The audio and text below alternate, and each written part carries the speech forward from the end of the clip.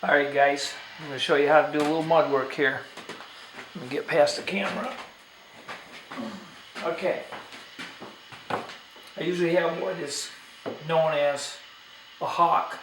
It's a flat metal plate with a handle on it. You can put your mud on it. I don't have that right now, so I have a piece of drywall that I threw some mud on. Just makes it handier than trying to work out of a bucket or whatever, and then when I'm done I don't have to clean this up. Okay, nail holes, pretty basic. Put your mud on, trowel it off. It's going to take more than one coat, so you don't have to worry too much about it. I try to get make it a little bit smooth. Okay, now wipe this off on the hawk. What I want to do is check my nail holes here, because I've got some that are rippled. Got a little indent there, or a bubble, and I don't want those to interfere with my finished product. Got a nail hole there, screw missed, dent that in. What's indented. I got this screw right here. Looks like it bubbled paper a little bit there. Okay, little bit of problem right there.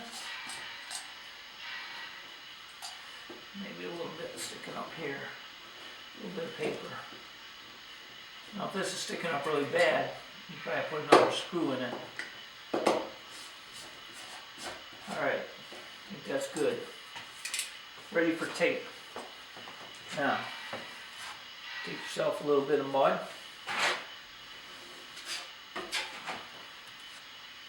I'm using a 3-inch trowel on this. When you're taping your first coat, you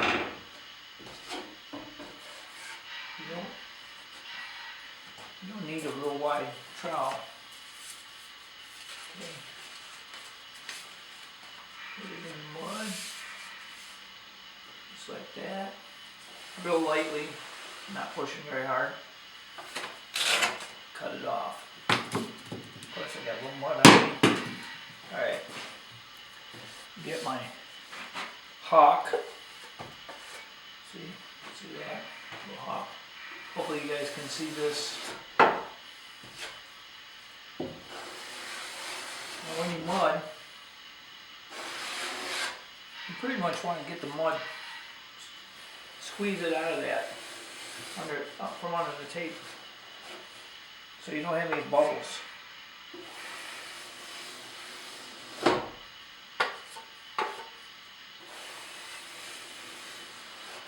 Now it's going to shrink when it dries. It'll pull that in real nice and tight to the board. So you want to try and get your mud out of there pretty good. Still these nails, screw holes.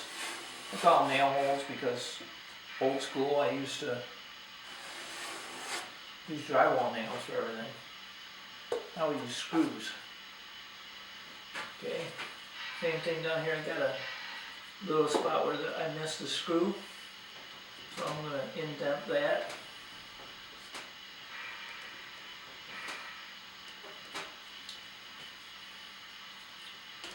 Butter up. Now this is first coat. When this dries, I'll come through and just scrape it off. And then I'll put on a second coat.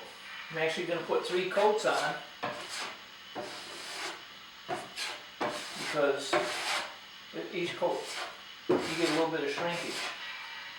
So usually 3 coats and you'll end up with a really nice finished wall.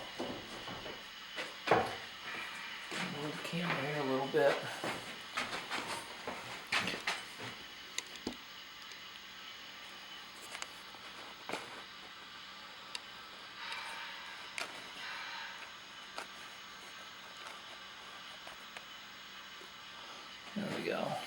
think it's in focus. We're on manual focus. Okay, I come down here and I see I got a little bit of a problem here, just a little bit of the screw busting out the edge of the drywall a little bit.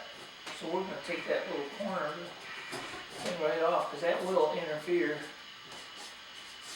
with our getting a smooth product there. Okay, I think that's good. Got my tape. Grab my hawk, homemade hawk. Now the problem, when you use a piece of drywall for this, it actually dries your mud out pretty quick. So if you're doing a big project, you might want to invest in a regular hawk. I have one that's out in the truck. It's about maybe 10 degrees outside, so I'm not going out there. Not for this little bit of mud project I got. I'm not going to go out there and freeze my butt off just to get a hawk out of the truck.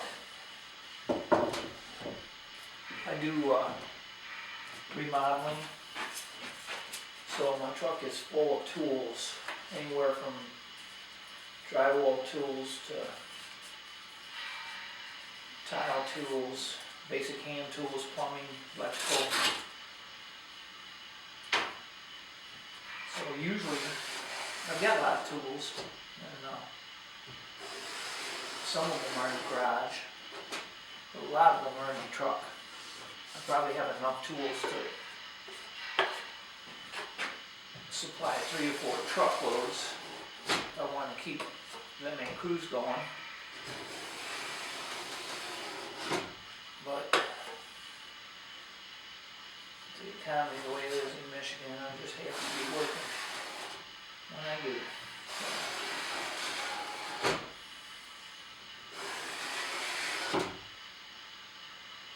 Anyways, this is all there is to mudding. Now, I don't know how much prep work you guys put in. Those of you that use masonite. It seems to me like masonite would be a really hard to work with when it comes to finishing it off. I could be wrong, but I used a little bit of it on this project and took it down because I couldn't get smooth joint where it was. I had a seam on a curve. One of the other walls over there, and that's when I used, there's a really sharp curve.